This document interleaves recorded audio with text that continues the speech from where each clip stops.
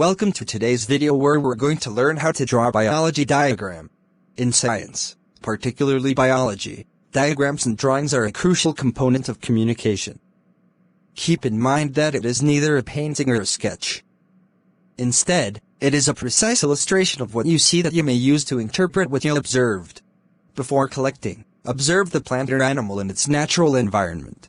Determine the exact location, on the ground, beneath a boulder, on a tree trunk, or on branches.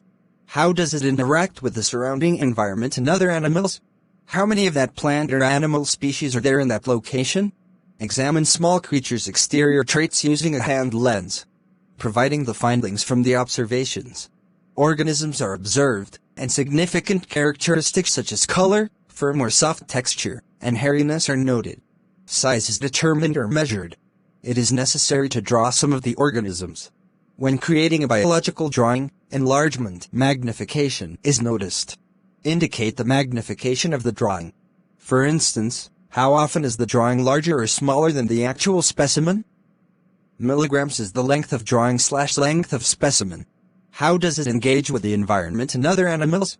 To depict all of an organism's traits, it could be necessary to create multiple drawings of it, like as the grasshopper's anterior view clearly displays all of its mouth parts, but not all of its limbs.